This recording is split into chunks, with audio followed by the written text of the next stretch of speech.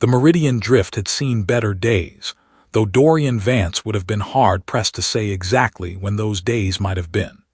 He had purchased the vessel 3 years ago from a retired smuggler on HFY station who swore the ship had never been involved in anything illegal, a claim undermined somewhat by the hidden compartments Dorian kept discovering in the walls. Just last week, he had found one behind the sanitation unit containing 200 credits in outdated currency, and a note that simply read sorry about the engines.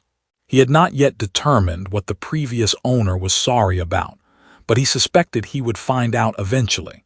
The Meridian Drift had a way of revealing her secrets slowly, like a lover who enjoyed watching confusion play across his face. Tonight the ship was behaving herself, which made Dorian nervous. He sat alone on the bridge, his boots propped up on the navigation console in a way that would have horrified any properly trained pilot, watching the stars slide past the viewport like scattered diamonds on black velvet. The Corinth sector was quiet this time of year, if time of year meant anything when you were talking about the empty spaces between solar systems. Most of the cargo haulers preferred the inner lanes where stations were plentiful, and help was never more than a few hours away. Dorian preferred the outer routes precisely because they were empty. He had never been comfortable with crowds, even crowds of ships visible only as blips on a scanner. The console chimed softly, and he glanced down at the readout without moving his feet. Course projection nominal, estimated arrival at threshold station in 14 standard hours. He grunted in acknowledgement, though there was no one to hear him except the ship herself. Well, there was Myra. "Can I ask you something?" he said to the empty air. The response came immediately, filtered through speakers that crackled with age. "You may ask. Whether I choose to answer depends entirely on how foolish the question proves to be." Myra, the Meridian interface and response algorithm, had come with the ship. She was at least 2 generations out of date, her personality matrix locked into patterns that modern AI designers would have considered embarrassingly primitive. Dorian adored her. She was rude, opinionated, and entirely unconcerned with his feelings, which he found refreshing after years of dealing with humans who smiled while lying to his face. "Why do you think he apologized about the engines?" There was a pause that Dorian had learned to interpret as Myra accessing her memory banks, though he suspected she sometimes added the pause simply for dramatic effect. "The previous owner made numerous modifications to the propulsion system," she said. "Most of them were inadvisable, some of them were illegal. A few of them appear to have been performed while intoxicated. That tracks." Dorian reached for the cup of coffee that sat cooling beside his elbow, found it empty, and set it back down with a sigh. He should get up and make more. He should also run a diagnostic on the secondary fuel lines and check the integrity of the cargo hold seals. He did none of these things. Instead, he sat in the comfortable darkness of the bridge, watching the stars, feeling the familiar hum of the engines through the deck plates beneath his feet. The photograph caught his eye, as it always did. He had wedged it into the corner of the console years ago, its edges worn soft from handling. A coastal town under a gray sky, waves breaking against a stone seawall, a lighthouse standing patient against the weather. He had never been to that town. He had found the photograph in a market on Callisto, tucked between old books and broken electronics, and something about it had stopped him in his tracks. The loneliness of it, maybe. The way the lighthouse stood alone against all that gray. He had been alone for a long time. Not physically alone, not always, but alone in the way that mattered. He had colleagues and contacts, people who owed him favors and people to whom he owed favors in return. He had Myra, whose insults had become a strange kind of comfort over the years. But he had no one waiting for him anywhere, no port that felt like home, no face that came to mind when he thought about the future. The Meridian Drift was his home, and the stars were his country, and if there was an emptiness at the center of it all, well, he had learned not to look at it too directly. "Dorian," Myra said, her tone shifting in a way that made him drop his feet from the console. I am detecting an anomaly. What kind of anomaly? The unhelpful kind. He was already leaning forward, pulling up the sensor displays, his coffee forgotten. The readouts showed nothing unusual at first glance. The standard scatter of cosmic background radiation, the distant signatures of a few asteroids, the faint echo of a pulsar 3 systems over. Then he saw it. A ripple in the data, subtle enough that most navigation systems would have filtered it out as noise. That is not noise, Myra said, apparently reading his thoughts, or perhaps simply anticipating them. That is a gravitational distortion. From what? Unknown. It does not match any phenomenon in my database. She paused again, and this time the pause felt genuine. It is growing. Dorian's hands moved across the console, adjusting their course, trying to angle them away from whatever was causing that ripple in spacetime. The Meridian drift responded sluggishly, her old engines groaning in protest. He could feel the vibration change beneath his feet, feel the ship straining against something he could not see. Myra, talk to me. The gravitational distortion is directly ahead. It appears to be some form of spatial fold, though the configuration is unlike anything I have encountered. I recommend immediate course correction. I am correcting. You are not correcting fast enough. The viewport flickered, and suddenly the stars were wrong. They stretched and smeared across the glass like wet paint, colors bleeding into colors, and Dorian felt his stomach lurch as the ship began to shake. Alarms screamed to life across the bridge, red lights painting everything in shades of emergency. He fought the controls, but it was like trying to steer through water that had suddenly become honey. The ship would not respond. The gravitational anomaly had them in its grip, and it was pulling them somewhere he could not see. Through the chaos of the viewport, something emerged from the distortion. A shape, a world. A moon that caught the light of not one but 2 distant suns, its surface glittering like the inside of a geode, crystal formations catching the light and throwing it back in impossible colors. It was beautiful. It was also rushing toward them at a speed that suggested beauty would be the last thing Dorian ever appreciated. Myra, he said, his voice remarkably steady for a man watching his death approach, I want you to know that I never blamed you for the sarcasm. I am touched. Brace for impact. The Meridian drift screamed through the thin atmosphere of the crystalline moon, flames licking at her hull, and Dorian held onto the console with both hands as the world outside became nothing but fire and light, and the high keen of metal being pushed beyond its limits. He thought about the photograph of the lighthouse. He thought about all the stars he had never visited. He thought, absurdly, that he had never gotten around to checking those fuel lines. Then the ground rose up to meet him, and everything went dark. Seylith had walked the corridors of the palace for so long that she no longer noticed the way the walls sang. The crystalline structures that formed the ancient halls vibrated at frequencies just beyond conscious hearing, producing harmonics that her ancestors had believed carried the voices of the dead. She had stopped listening for those voices centuries ago. If the dead had anything to say to her, they were taking their time about it. The twin suns hung low on the horizon, casting long shadows through the translucent walls and painting everything in shades of amber and rose. She paused at a window that overlooked the eastern plains, watching the light play across formations that had taken millennia to grow. The crystal spires caught the sunset and held it, releasing it slowly in soft pulses that would continue long after darkness fell. Her world was beautiful. It was also empty, and beauty without witnesses had a way of becoming merely scenery.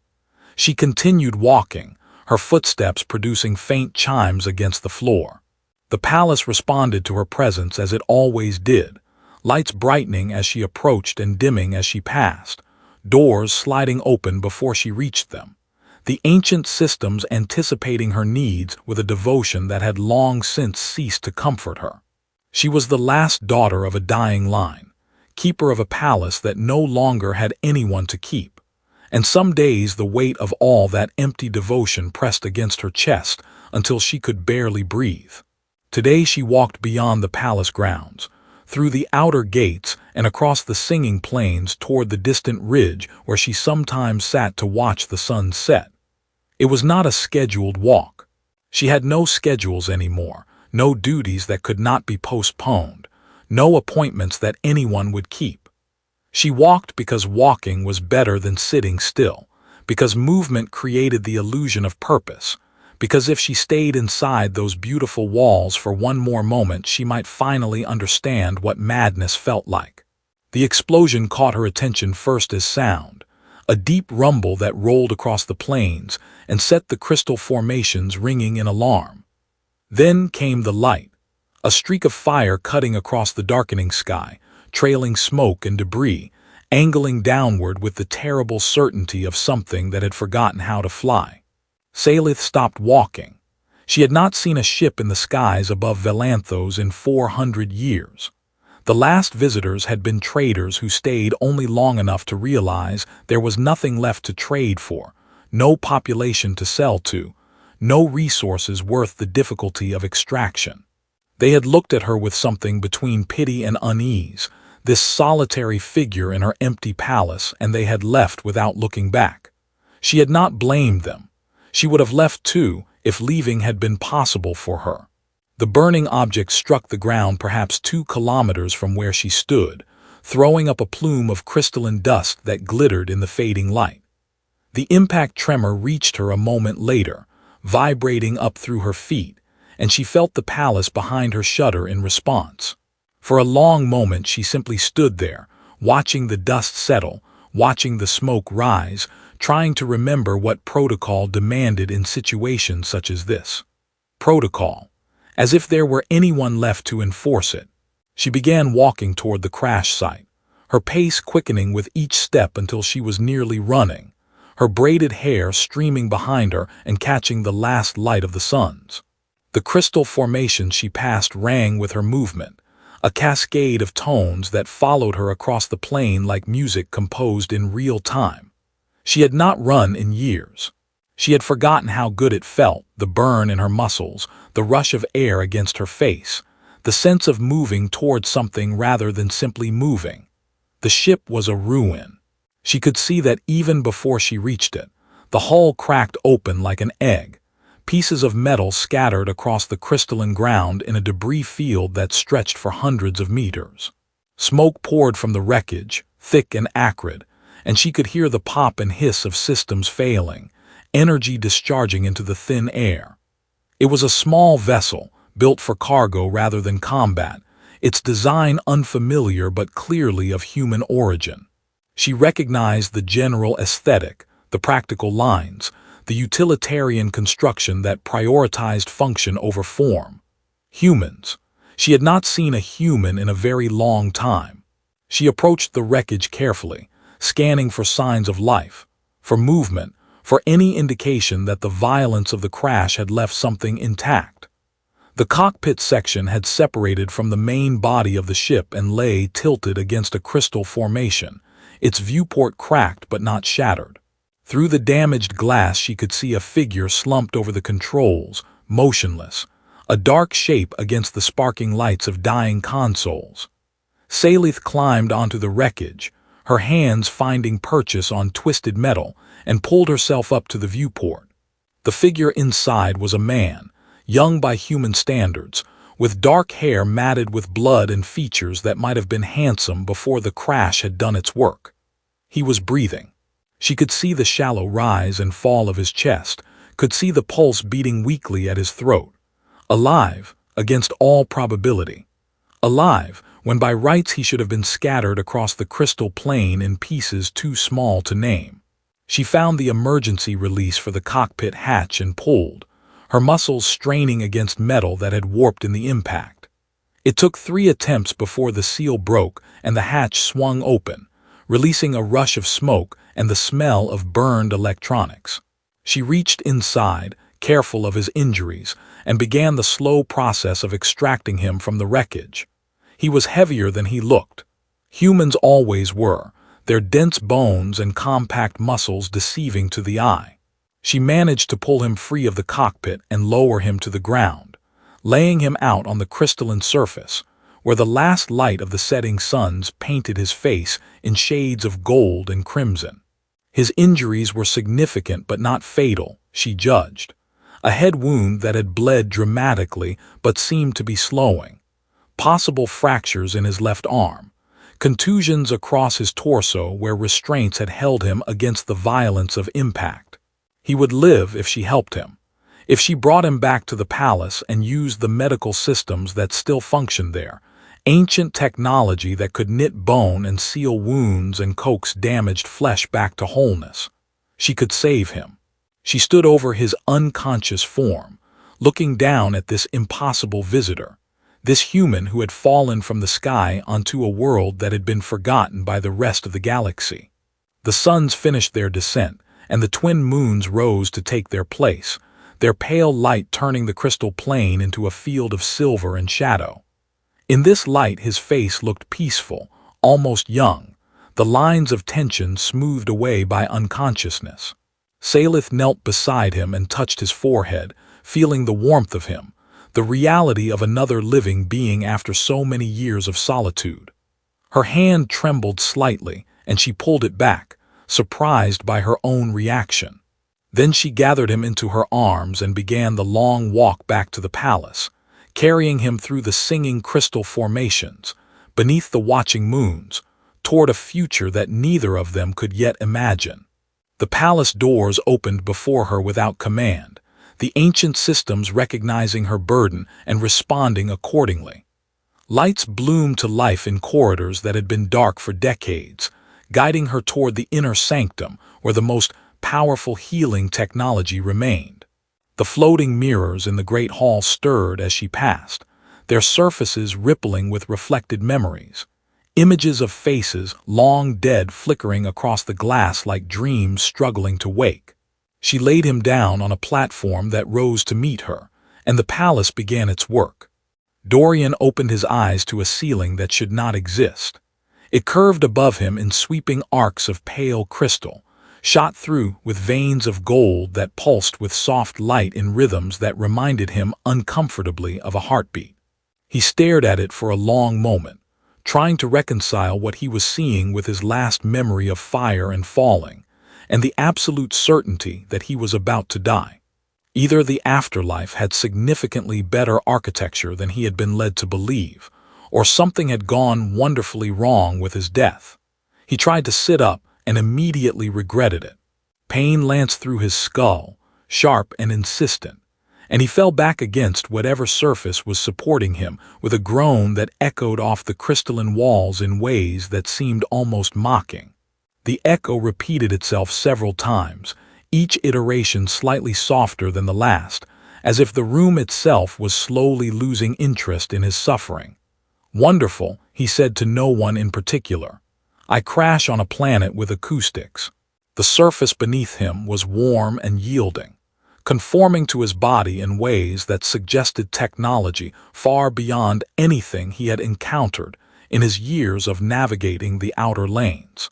He could feel something working on him, microscopic sensations of repair happening beneath his skin, knitting together damage he could not see. It should have been alarming. Instead, it was merely strange, another item on a growing list of things that made no sense. He turned his head slowly, mindful of the pain, and found himself looking at a wall of floating mirrors. They hung suspended in the air without any visible support, dozens of them, ranging from the size of his palm to panels larger than he was tall. Their surfaces did not reflect the room around them. Instead, they showed images that flickered and shifted like dreams caught in glass, faces he did not recognize, places he had never been, moments preserved in silver and light that seemed to have nothing to do with him at all. One of the mirrors showed a city burning. Another showed children playing in a garden of crystal flowers.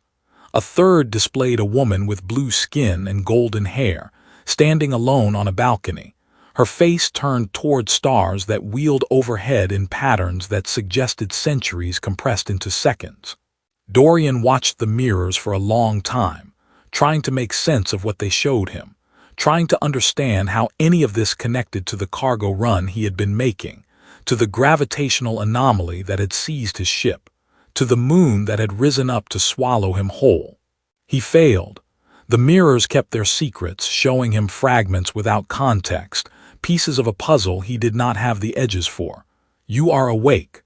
The voice came from behind him, and Dorian turned too quickly, sending fresh waves of pain through his skull.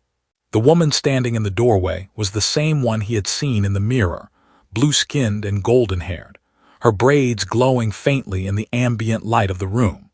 Her ears swept back from her face in elegant points that gave her an appearance somewhere between human and something older, something from stories he had heard as a child about creatures who lived in the spaces between stars. She was watching him with eyes the color of amber, and in those eyes he saw something that made his chest tighten in ways he could not explain. Loneliness, recognition, the particular weight of someone who had been waiting for something without knowing what it was. "I appear to be," he said, and was pleased to find that his voice still worked, even if it emerged rougher than he would have liked. "Though I am open to alternative explanations, dreams, hallucinations, particularly elaborate near-death experiences." The woman moved into the room, her footsteps producing soft chimes against the crystal floor. "You are not dreaming. Your vessel crashed on Valanthos 3 rotations ago. I brought you here to heal. 3 rotations." Dorian processed this information slowly, his injured brain struggling to keep pace. He had been unconscious for 3 days. His ship had crashed. He was on a moon called Valanthos, in a palace of living crystal, being tended by a woman who looked like she had stepped out of mythology and into his thoroughly mundane life. "Right," he said. "That all tracks. Completely normal situation." He paused, considering. "I do not suppose you have seen a small cargo ship anywhere. About yay big, tendency to make concerning noises, comes with a deeply sarcastic artificial intelligence." The woman's expression shifted slightly, something that might have been amusement flickering across her features. "Your vessel is damaged beyond immediate repair. The intelligence you speak of is still functional, though she expressed considerable displeasure at her current circumstances." "That sounds like Myra. She has been demanding to speak with you. She called me several names that I believe were intended as insults, though I am not familiar with all of them." The woman paused. "She seems protective of you." Dorian felt something loosen in his chest, a tension he had not realized he was carrying. Myra was alive. Functional, at least, which for an AI amounted to the same thing. The ship might be destroyed, but the ship could be replaced. Myra could not. "I am Seylith," the woman said. "This is my home. You are welcome here for as long as you require. Dorian Vance.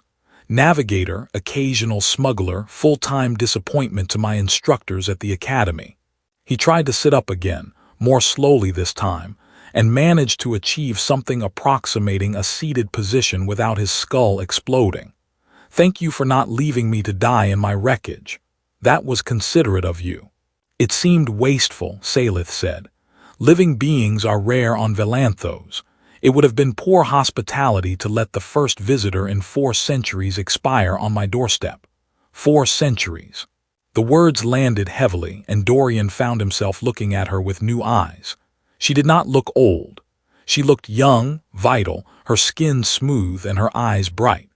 But there was something in the way she held herself, something in the careful precision of her movements, that spoke of time measured in spans he could barely comprehend. "You have been alone here for 400 years. Longer." Seylith moved to stand beside one of the floating mirrors, her fingers brushing its surface without touching it. "The visitors 4 centuries ago were the last. Before them it had been longer still.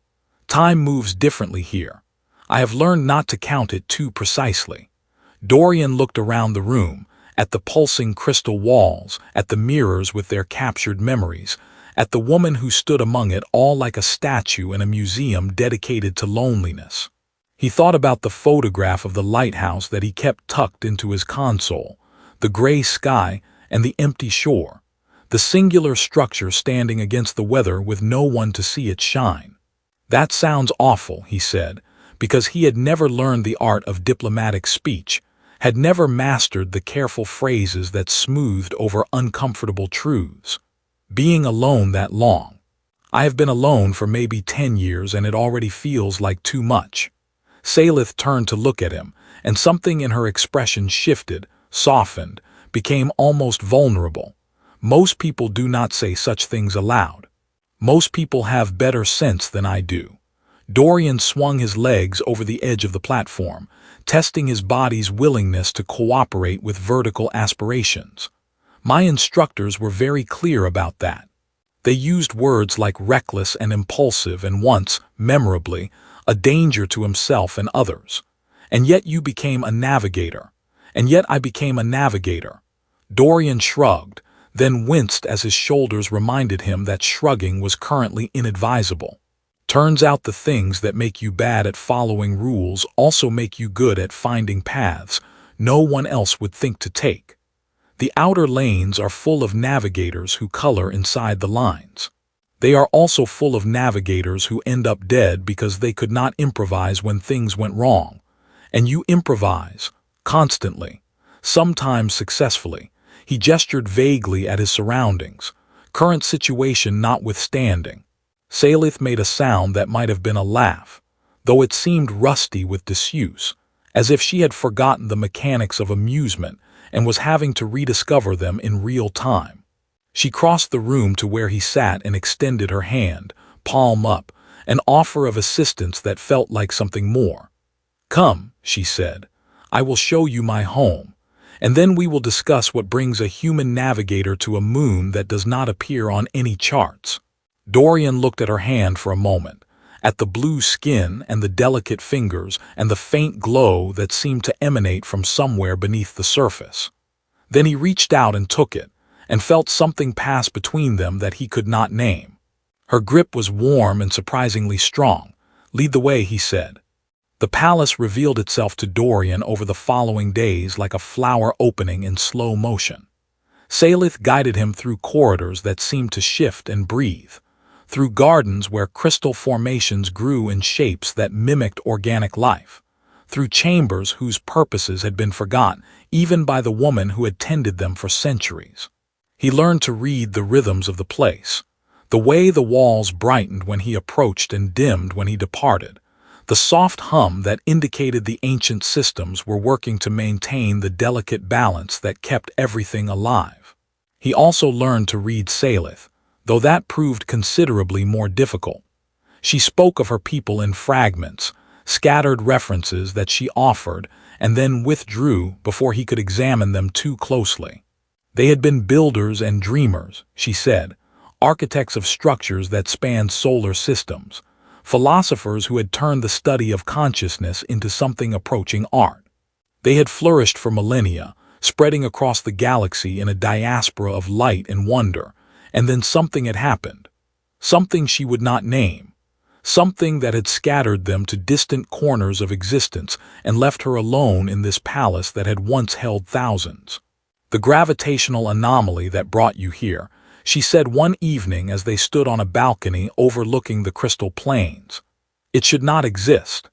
Valanthos is protected by fields that bend space around us, making the moon invisible to conventional sensors, unreachable by conventional means. Nothing should have been able to find this place, and yet here I am." Dorian leaned against the railing, watching the twin suns sink toward the horizon in their eternal dance. Lucky accident. Seylith shook her head, her braids swaying with emotion and releasing small cascades of golden light. "There are no accidents here. The palace chooses who may enter. It chose you. Your palace has opinions about visitors. My palace has opinions about everything." She turned to look at him, and in the amber depths of her eyes he saw something that made his breath catch. "It has been waiting, Dorian. For centuries it has been waiting, maintaining systems that should have failed, preserving technologies that should have degraded, keeping me alive when by rights I should have aged and died like any other being. I thought I understood why. I thought it was simply stubborn, refusing to acknowledge that its purpose had ended. But now I wonder if it was waiting for something specific, for someone specific." Dorian considered this information, turning it over in his mind like a puzzle piece that might fit somewhere important. You think your magical space palace reached across the galaxy and grabbed my ship because it wanted me here specifically. I think there are forces at work that neither of us fully understands. Seylith moved closer to him, close enough that he could feel the warmth radiating from her skin. The anomaly that captured you was not random. It was precise. It deposited you exactly where I would find you, exactly when I would be walking beyond the palace grounds. The probability of such coincidence is vanishingly small. So either the universe has a very strange sense of humor, or I was meant to crash here. Yes. Dorian was quiet for a long moment, watching the light change across the crystal formations below. He thought about the years he had spent wandering the outer lanes, the emptiness he had carried without acknowledging, the lighthouse in his photograph standing alone against the gray. He thought about how it had felt to wake in this impossible place, to find Seylith watching over him with eyes that held centuries of solitude, to recognize in her something he had seen in himself without ever having a name for it. I spent 10 years running from nothing in particular, he said finally. No home to return to. No one waiting for me anywhere. Just the ship and the stars and the constant movement from one place to the next. I told myself I liked it that way. I told myself the freedom was worth the loneliness. And now I am not sure I was running toward freedom at all. He turned to face her, and in that moment the suns aligned behind him, casting his shadow long across the crystal floor. I think I was running from the fear that nowhere would ever feel like home, that I would spend my whole life searching for something I could not even name and never find it. Seylith reached out and took his hand, her fingers intertwining with his in a gesture that felt both new and ancient, as if they had done this before in some other life, some other version of existence. I have been alone in this palace for longer than your species has possessed the capability for interstellar travel, she said. I have watched empires rise and fall from this balcony. I have seen stars born and die. And in all that time I never once considered that my waiting might have a purpose beyond mere survival. What changed? You fell out of the sky. She smiled, and the expression transformed her face, made her look young and uncertain and achingly beautiful. You crashed your broken ship onto my crystal plane and nearly died, and when you woke up the first thing you did was make a joke about acoustics. And I realized that I had been waiting not for rescue, not for restoration, but for someone who could make me laugh after 400 years of silence. Dorian felt something shift in his chest. A rearrangement of priorities and fears and hopes that had been calcified in place. For so long he had forgotten they could move at all. He thought about Myra, still functional in the wreckage of the Meridian Drift, complaining to anyone who would listen about the indignity of her circumstances. He thought about the cargo run he had been making, the delivery that would never arrive, the life that waited for him in the cold spaces between stars. He found that he could not remember why any of it had seemed important. I cannot promise I will be any good at this, he said, at staying, at belonging somewhere. I have spent my whole life in motion. The thought of stopping terrifies me. I am not asking you to stop, Seylith said. I am asking you to make this your center, the place you return to, the point around which your motion revolves. She squeezed his hand, and he felt the warmth of her spread through his entire body. Stay with me, Dorian, not forever. I would never ask forever of anyone, but stay for now. Stay and see what we might become. The twin suns completed their descent, and the moons rose to take their place, silver light replacing gold across the crystal plain. The palace hummed around them, its ancient systems singing in frequencies that Dorian was only beginning to learn to hear. The floating mirrors in the great hall below stirred and settled, their surfaces calm for the first time since his arrival, as if whatever they had been searching for had finally been found. Dorian looked at the woman standing before him, at her blue skin and golden hair and amber eyes that held centuries of loneliness and hope in equal measure. He thought about the photograph of the lighthouse that still waited in the wreckage of his ship, the solitary structure standing against the gray. He had carried that image for years because he recognized something in it, some essential truth about his own existence that he had never been able to articulate. He understood now what it was. The lighthouse stood alone, yes, but it stood alone so that others could find their way home. "All right," he said, and the words felt like a door opening, like a ship finally finding harbor after years at sea. "I will stay. For now." Seylith smiled, and in that smile he saw the future unfolding before them, strange and uncertain and wonderful. She pulled him toward her, and he went willingly, and the palace sang around them in harmonies that had been silent for 400 years. "You belong here," she said, and for the first time in his life, Dorian Vance believed it.